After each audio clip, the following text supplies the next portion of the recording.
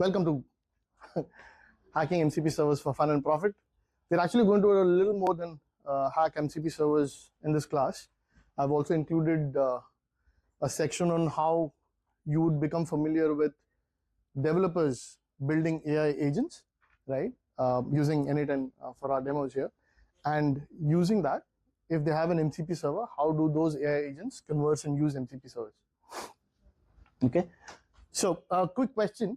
And because this is the first time I'm seeing all of you and I have no clue what your backgrounds are, I want to get a show of hands for folks who come from a pen testing background.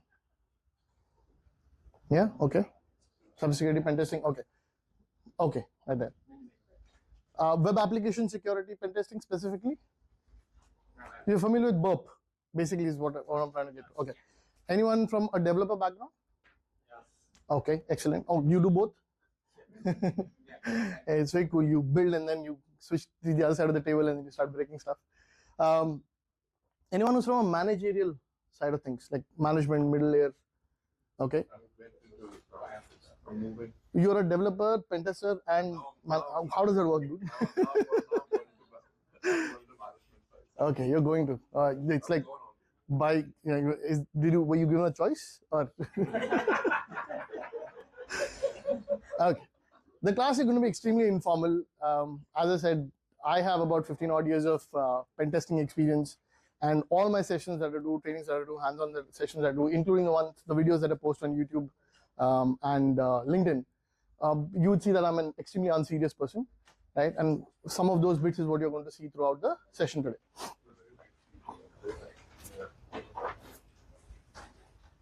My name is Riyaz Walikar. Because I'm the co-founder of two companies, I was allowed to choose my designation. So why not chief hacker, right? So Appsecco is a security consulting company where we break applications that are SaaS products that are hosted on the cloud, Kubernetes.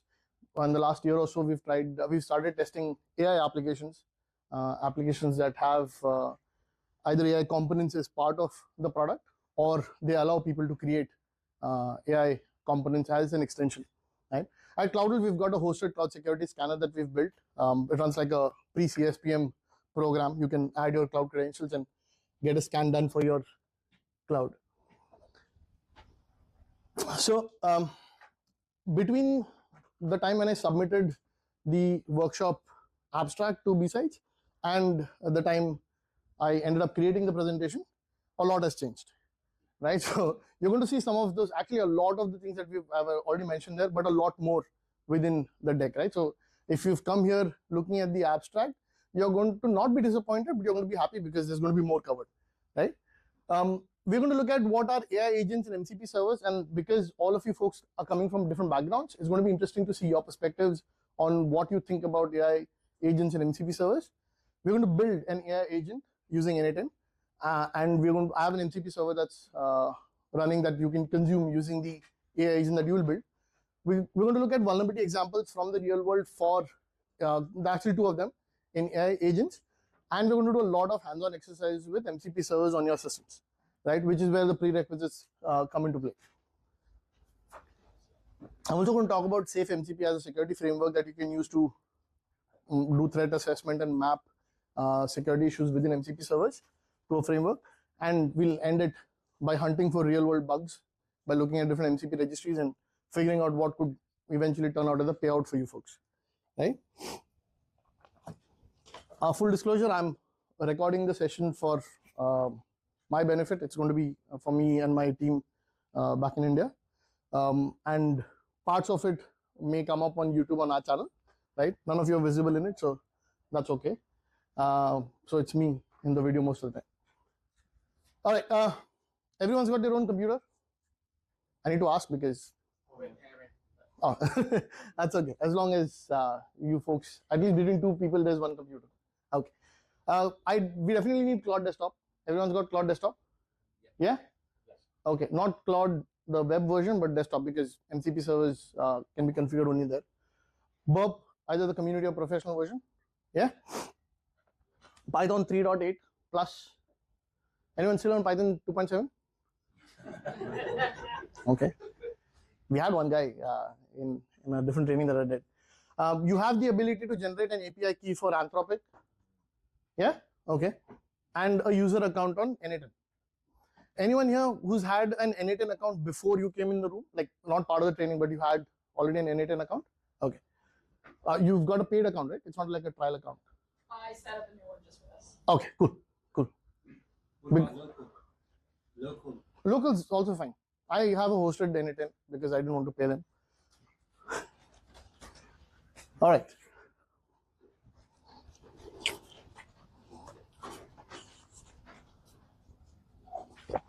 Just make a note of this because there are some files that you're going to be downloading from an S3 bucket that's public for this class.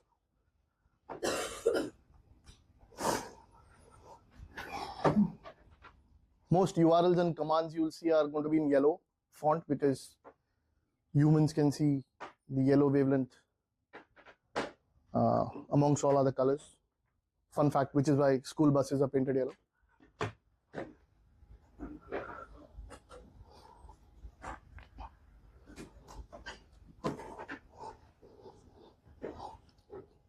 The bucket is deliberately public, so don't send bug bounty reports to me. You've got an S3 bucket lying public on the internet. Okay. I want to make this a little interactive with you folks because this is a 4-hour session and we've got hands-on and stuff, but it's very interesting because it's very unlikely that all of you know each other. Like there's not one person in the room who knows everybody in the room, right? So it's useful to have perspectives coming in from different levels of cybersecurity experience that you folks have, right? So an open question to you folks: what, according to you, in your context, is an AI agent? There's no wrong or right answers. What, according to you, your context, is an AI agent? My context, give me a taste set of find me the following things or what's the date and time here, and it will go to the LLM, the LLM will have a selection of tools and say, oh, you want to know the date and time, ask this, oh, you want to know what the weather is somewhere else, you've got to have a tool that can get you the weather, so what's the timing in New York and the okay. is. It will feed that back to the LLM will decide if it needs to make another tool change. Okay, so an AI agent that can retrieve information from somewhere else on the internet. Yeah, all do work using tools, right? So okay, that's one. Anyone else? And this is not a IT industry specific answer, right? AI agents are everywhere, and we've been using AI agents some way or the other. We don't call them AI agents, but we've seen them use them almost the last 2-3 odd decades, right? So anything in that perspective? Truly autonomous is how we define them. So yeah, if it's truly autonomous, then it can be considered an AI agent. Otherwise, okay. It's just a LLM with automation. Okay, that's an interesting take. Truly autonomous is when the definition of what AI agent is, when it is truly autonomous. Otherwise, it's AI with automation, right? Fine line. No human in the loop, basically, right? So yeah, he raises his hand first. Yeah. So like humans, we have our brain, we have our memory, and we achieve tasks with the help of different tools. Same way, AI agents, like they have their own memory, they have their own CPU to think or process, and they have different tools or systems to interact with in order to complete the given task. Okay. Okay. One comment. You want to add something? No, I mean to say, like from my perspective, it's a little extension of chatbot, like where chatbot is only gives the response, but AI agents will help us in analyzing data, summarizing data, some evaluations, analysis will be done. Okay. Okay. What do the managers in the room think? It's like an annoying headache that the developers have thrown on us. That we have security. We have to another thing that we have to look out for in terms of security. The thing that I'm hearing is autonomy, definitely. The ability to execute instructions based on either prior provided input or at runtime. You know him, obviously. Jarvis. Or, I mean, Jarvis was the AI that got fed into it, but Vision, right? AI agent, yes? By definition? Yeah? The oldest agent that at least I know in mainstream cinema. Anyone who does not know Agent Smith here? If you've not seen The Matrix, definitely 101 for hacker brains. You definitely need to watch The Matrix. Actually, you can skip the fourth part, but yeah. TARS, Interstellar, AI agent, autonomous, can follow instructions, have the temperature setting for humor. Yeah, different levels. Obviously, this guy can't go and fight Thanos, but yeah, by definition, an AI agent. Yeah. Key criteria of an autonomous AI system is perception, the ability to reason, right? Decision making, and autonomous actions to achieve specific goals. One of the constraints that a lot of folks are worried about is the AI agent breaking the boundary that the goals have been, for what the goals have been defined for. Right? You don't want a rogue agent going and doing other things within the system that you've designed it for, right? Which is where hallucination becomes a problem. If you folks are, I'm going to give you all the slides at the end. It's PowerPoint right now in Google Slides, but I'm going to try and get a markdown PDF version of this and then share that with you folks. However, the kind of AI agents that we will develop, build, break, hack, secure, apply auth and authorization and other things for is going to look something like this. There's going to be an input, right? Either the input is going to be user driven or based on prior decisions or data that occurs at runtime for the agent. The agent is going to have an LLM model that's going to use to analyze the input. There are going to be tools that the agent is going to use because the LLM model's training cutoff date does not have all the information that the agent would require to proceed, right? And then there's going to be a response back for the agent, right? So to be able to prove that you've completed your task, okay? As a fun exercise, can we all fire up Claude desktop? Yeah, and make sure you're using Sonnet 4.5. Just ask Claude in Claude desktop or the Claude web UI for this one, what is the cutoff date for your training?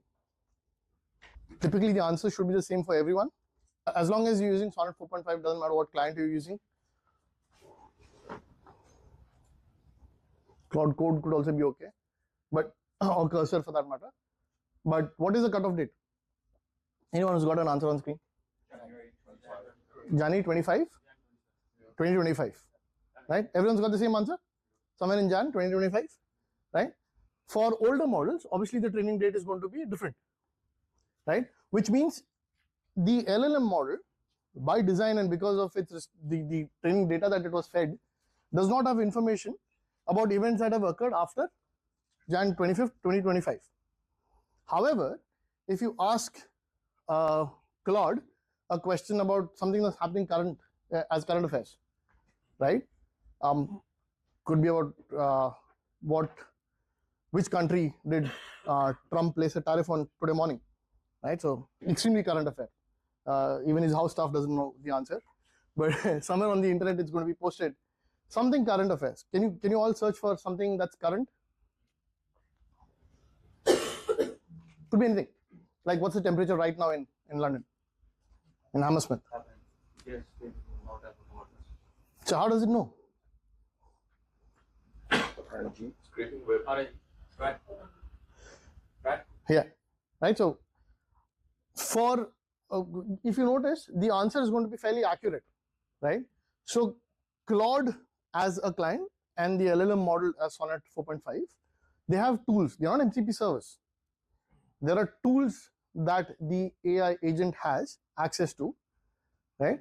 Which give it generic powers, the ability to scrape the internet, for example. Okay, which is where you'll see the difference between, a lot of folks get confused between an AI agent's tool system and MCP servers that are attached to an AI agent. That's a very fine line. The distinction that I like to talk about is, imagine if you're an enterprise, tools within Claude will not have access to your enterprise data, which is where an MCP server can come in useful, because the MCP server exposes tools, creating additional context, giving additional context to the LLM model to be able to fetch your specific data as you require.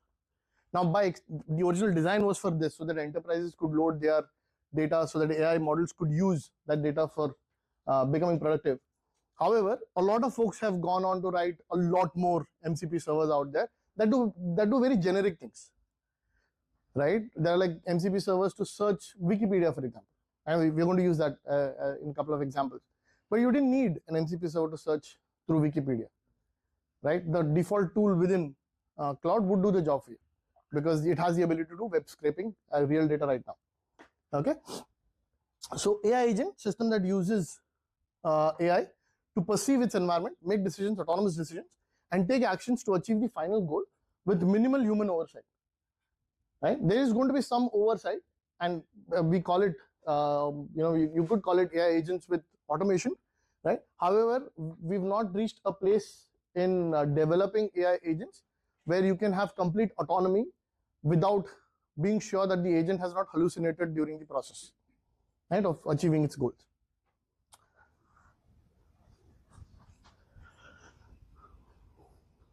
I generated this using Nanomarana, and it would not let me generate Tony Stark because copyrights.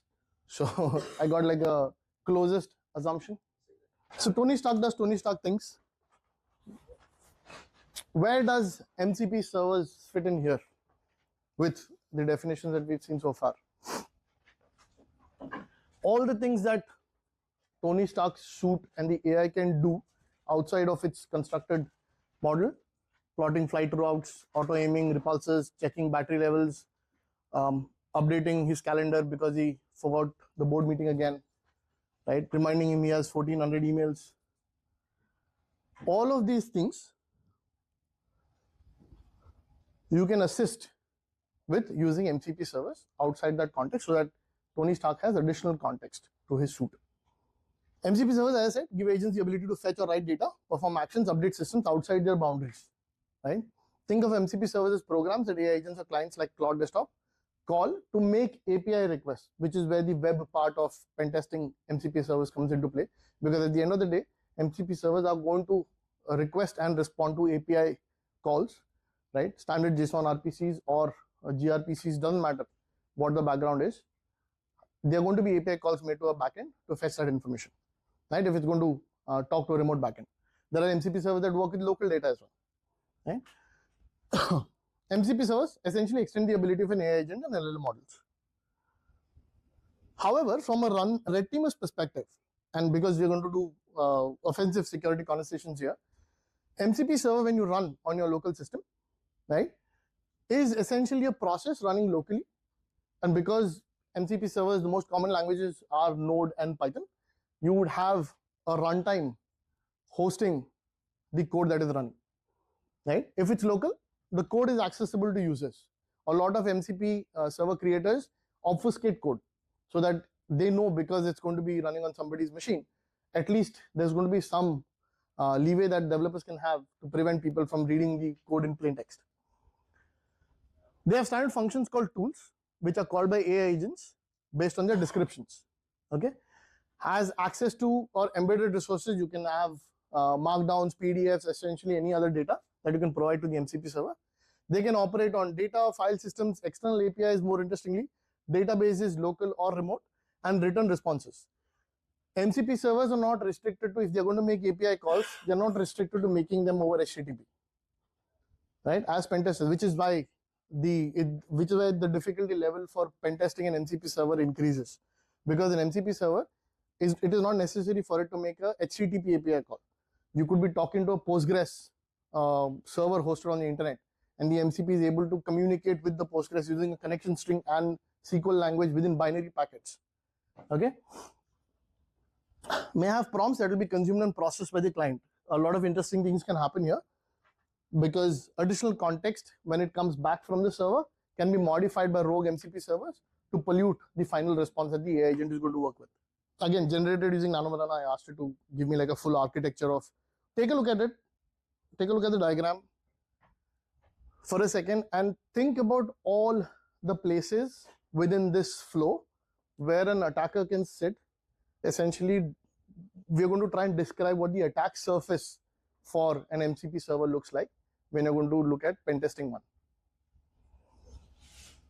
Take a second to go through it. How many places can you think? Just give me a number. 6, 4 places, 3 places.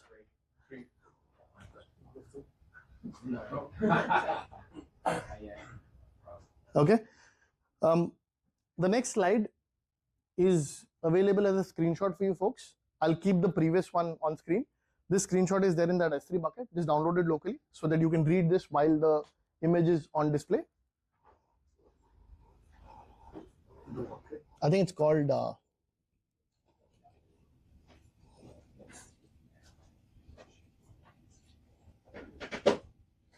MCP attack surface within the S3 bucket.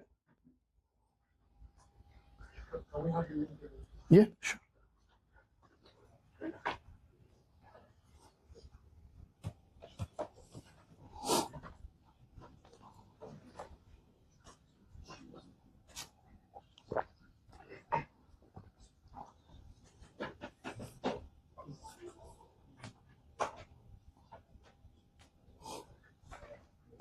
When a threat modeling an MCP server, and if you're given a design for the MCP server for the customer or your own organization that you're working with, these 10 things, these 10 places is where an attacker can cause trouble. All of the examples we're going to work on today are based on real world pen tests that we've done for our customers while testing MCP servers for them. Okay, let's get to the first hands-on of the day. Everyone can confirm they have logged into NA10, either hosted locally or on the SaaS platform that they have. You could use NA10 or the one that OpenAI has, Agent Builder. There are a ton of them available, by the way, on the internet. A lot of people have built companies around this to be able to create AI agents. NA10 was the earliest one, and they've got like a lot of workflows that they release for free. And if you're learning to build AI agents using a platform like this, I would highly recommend taking a look at, not endorsing them, but highly recommend taking a look at the free versions of the workflow templates that they have. It doesn't matter what background you come from, there's something for someone. Like they've got like workflows, free workflows that allow you to build a AI agent for scanning web applications for vulnerabilities. So you could use an AI agent, and it's free. So you could build an AI agent that can run a scan, create a report, and send an email to you once the scan is completed. Things like those. People have built companies around taking these workflows with them. All right. Let's take a picture of this so that I can switch to the NA window. How many folks are new to NA10's interface? Okay. So it's an extremely intuitive tool. When you start, you'll get a create new workflow and you'll end up with an empty canvas. All right. Then from the right hand side, you can open the nodes panel and search for the nodes that you want to add. The first node that we'll add is the chat interface. Okay. Add the chat interface. You can double click on any node to open the settings pane of that particular node. You can add an initial message. It's going to end up looking like this, okay? Once you make the chat public, right? So this is the chat initial text that went in the interface. So when you add a new AI agent, the model, memory, and tool will be empty. Okay? Model, when you click on plus, you'll get on the right side an option to add which model. Make sure you pick up Anthropic. Memory, add a simple memory so I can remember sessions. And for tool, search for Wikipedia. Anthropic chat model will require your API key for Claude. Yes. When you double click on it, select credential, create new credential. That's where you'll add the key. Yeah, get the key from your Anthropic's API settings page. So Claude, obviously, the thing is you need to have the lowest $5 account at least with Claude to be able to generate API keys. If you don't have that, you can use a different model. You could use OpenAI, for example. I think they allow you to create keys without. I think they've got a free one. Yeah, they've got a free one, right? So you could use that.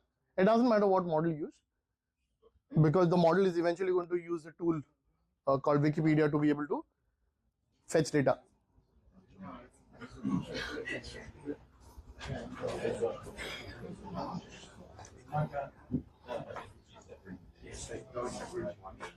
I should have added hard prerequisites and soft prerequisites to the workshop. I'm struggling with adding this chat module and the first two. I managed to get the tool on Wikipedia, but the simple memory and chat model, I can't find them. So when you add a new AI agent, Yeah. right here, Yeah. you have a chat model plus here. So you click on that. Oh, I didn't get that. Sorry, I'll try this. So when I click that plus, I click the plus next to chat. Do I just have to click the plus on the right? Sorry, I clicked that one. And No, first add an AI agent. oh, sorry, what? No, you can click here as well, and then Anthropic, and then create new credential. Here's where you enter the key for Anthropic. Right, yeah.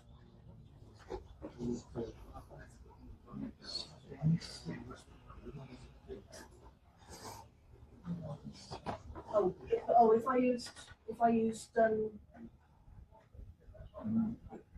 key I got was I got one for OpenAI. That works too. That works too. Any model works as long as you provide the chat model has to be OpenAI. You can't have a Claude chat model and an OpenAI key, right? So Yeah, well, I need to go back then and change it. And yeah. I didn't get what you pressed there. It's so fast.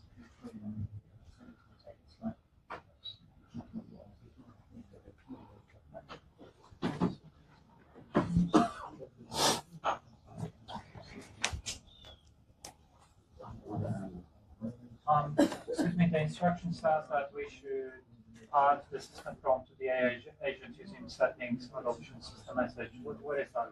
Yeah, so in the instructions, if you've reached here,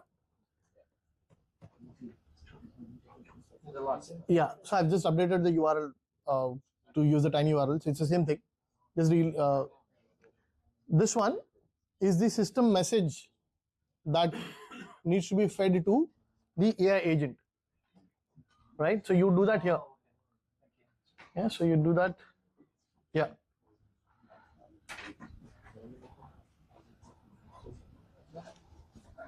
Okay, you can click on add option and add a system message.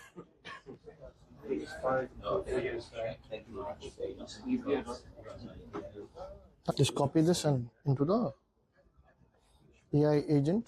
Go to AI agent, double click. No, one. Add option. System message. Yeah, and paste this. So when you double click on the AI agent, not the AI model, but the AI agent, you scroll down, you get an add option. You can click on that and choose system message and add the system message from the S3 bucket. There's a markdown file.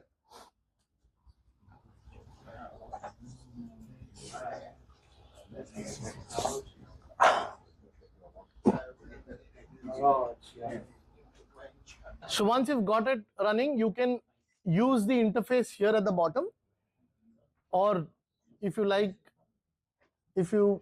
me, like living off the edge, you can make your chat public. You'll end up with a URL like this. Hi. Yeah, it's open to the world, no authentication. Yeah, I did. So if I go back to double click on the chat. Oh, it's the chat itself. Yeah. So make chat publicly available. There's a toggle here.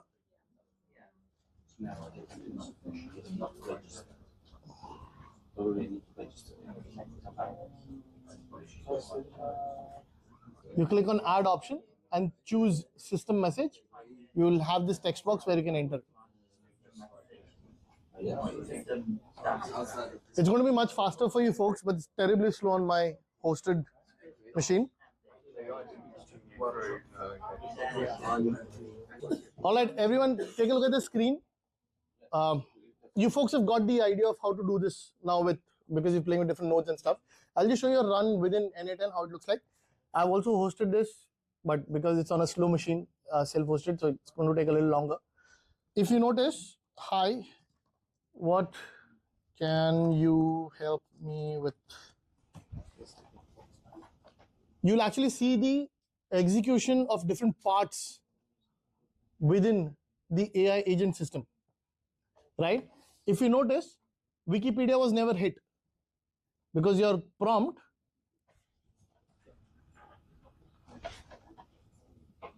never asked it anything to do with Wikipedia. Your question is, what can you help me with? So, what can you tell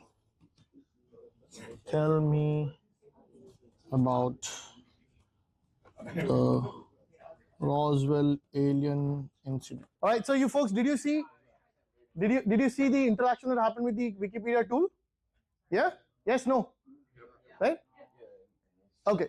So when I did actually search, for the folks who missed it, when I actually typed, what can you tell about you as an AI agent, it didn't go to Wikipedia, but because that answer was known to the agent based on the system prompt that we had given, right? But as soon as we asked it to search something, instead of going to the internet, because there are no tools available for it to go to the internet generally, it used the Wikipedia tool, right? And then obtained the response. The Wikipedia tool has the ability to fetch data from Wikipedia, right? This is not an MCP server. This is a tool. It has the ability to fetch data from Wikipedia, extract the plain text from the HTML, does all the XML and HTML passing for you, condenses that information, passes it back to AI agent. You would have seen the flow, right? Go to Wikipedia and back again. The agent using the model summarizes it because that's what we asked it in the prompt, and then displays it to you. Okay. The next step that we're going to do, if you folks have got till here, is instead of the Wikipedia tool, we're going to use a Wikipedia MCP server, right? And for that, I have written an MCP server that's hosted on that box. I'll show you how to do that.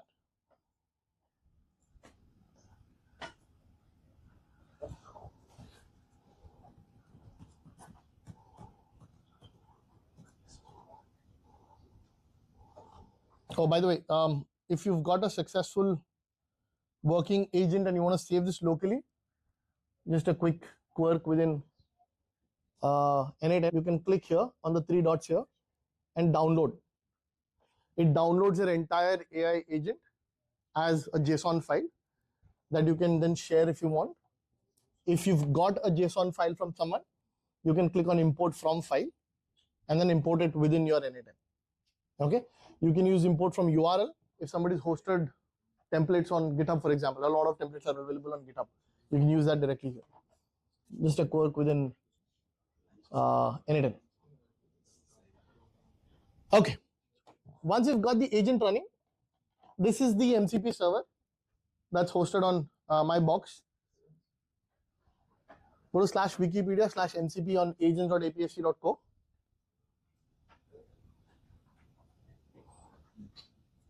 I'm going to the URL, will not give you anything because it is expecting MCP traffic to come, a handshake to come. If you've got a photo of this, just go back to your agent and you can delete the Wikipedia tool.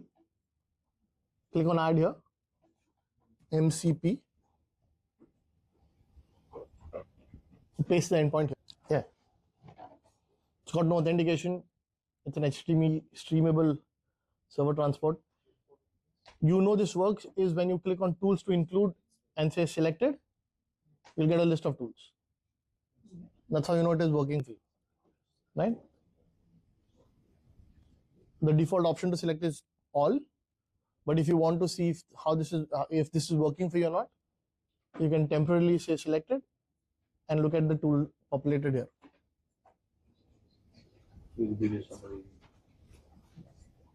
Right? Once you've done that, you can ask the same question. Save it.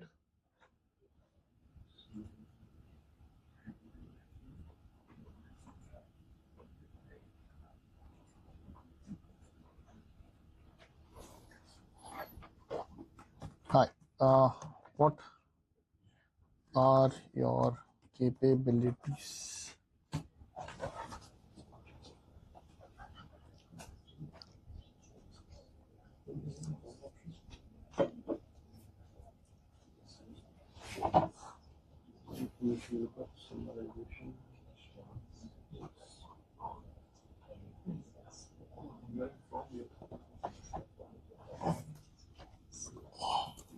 No, it's pulling it from memory, so we'll have to empty this. Yeah, I'll just delete it and add it again.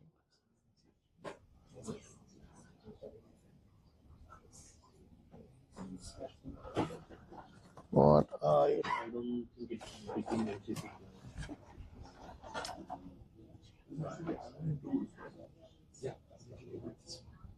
yeah, it's gone to the MCP client.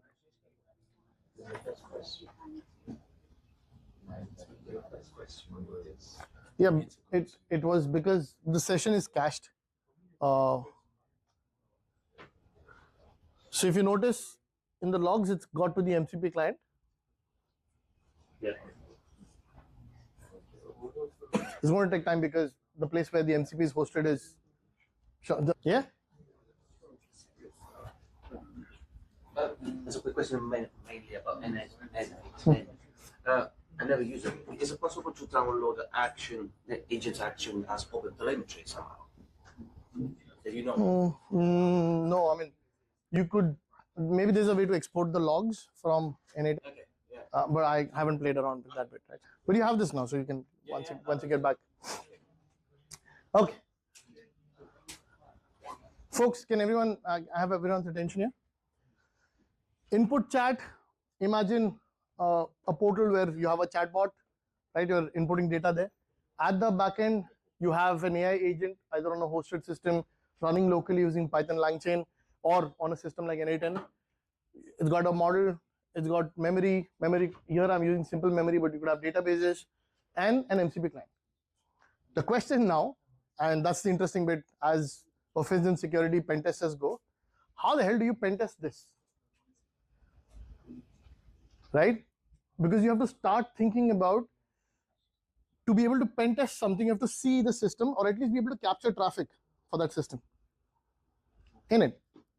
So how do you go about pen testing something that's at the back and that's not invisible to you? If, as a customer, if you're going to be, as a pen tester, as a consultant, you're going to be talking to customers, you can get the MCP client to be given to you so that you can run it on a local agent.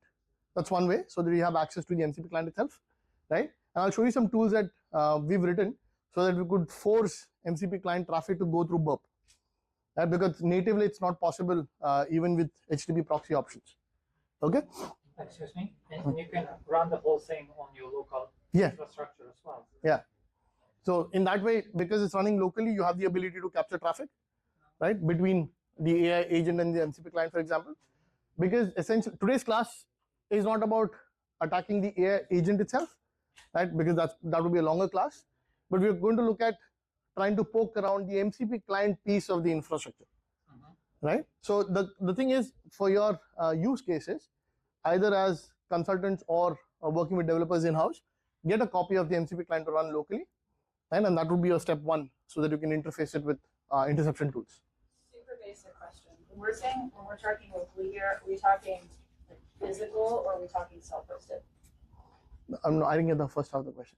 So when we're using the word or phrase running something locally, Mhm. are we referring to self-hosted still? No, locally on your laptops, because that's where you'd be able to use Burp, right, or wherever your Burp's interface is. You like throw it all in GCP or something like that. I just wanted to confirm. Yeah, but you could.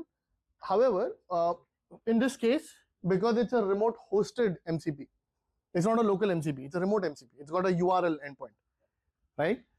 When you get a copy of this from your dev teams or from your customers, they'll give you instructions on how to run this locally. So when you run this with Python, for example, it'll spin up on something like localhost port 3000.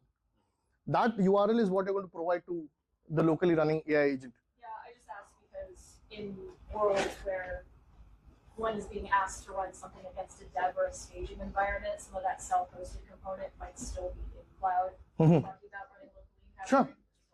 Sure, but as long as it's got a URL endpoint that you can navigate to, right, or provide it to a client, right? In this case, like when we're testing it, we don't need access to the AI agents at all. We can just push this up into Claude desktop, for example, right, and then look at the traffic from there.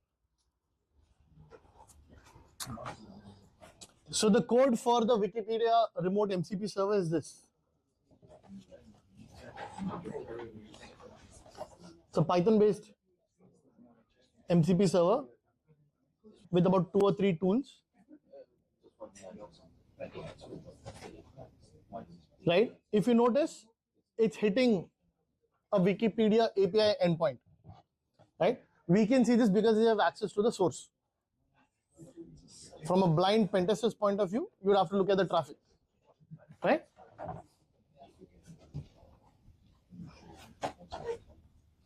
This is in the zip file, sir. This is in the zip file. Zip file. There's a zip file in the S3 bucket. What's the name of the zip file? I don't remember what I. No, that's not it. That's a different one. Yeah. Because I keep creating a lot of MCP servers for security conversations. I'll try and put all of them into a repo, and I'll like open source it as damn vulnerable MCP servers kind of thingy sometime next week when I'm back in the office. Which you got the URL for, right? Yeah. It's got those 3 tools that we saw, get summary and I think, which is what you added. Okay. Running ahead now. I'll just cover 2 examples of, because as from a lab that we just did, where we created an N8N based AI agent, we didn't have access to the underlying code that ran the AI agent, right? You didn't have access to the code that actually ran the AI agent, the code that had access to a model, the tools, and MCP and other things. Because N8N takes care of that for you transparently. Any agent builder platform would take care of you for that transparently. However, if you're building natively, like developers a lot of times do, if you use LangChain, for example, in Python to create your own locally running agents, right? The agent would have access to Anthropic LLM model on the web application server that's going to host, like chatbots, for example.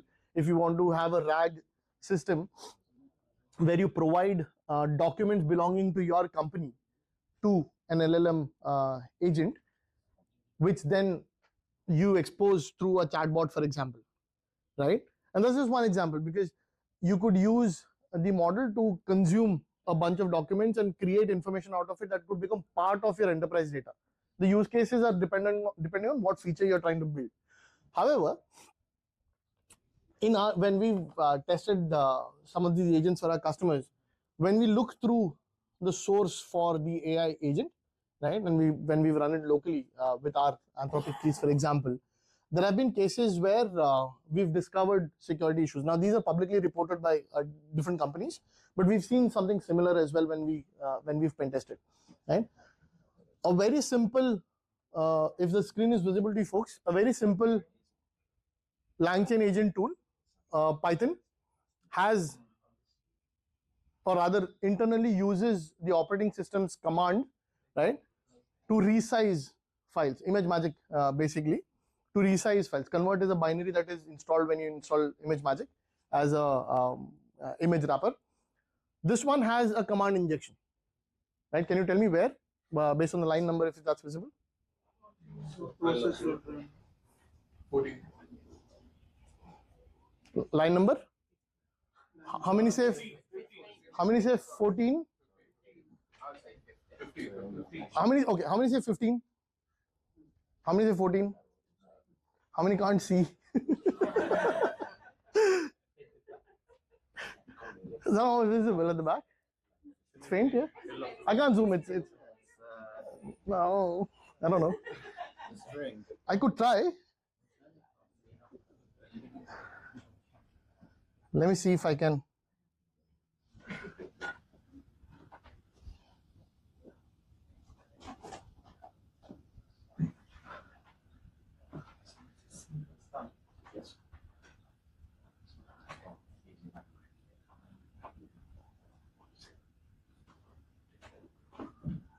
The better. This is the full source of the agent. So if you're going to take a picture of this, my Anthropic keys, first 40 bytes are visible. Good luck cracking the rest. I'm not going to scroll to the right, okay, if that's what I want. What is the right? No, I can't show you.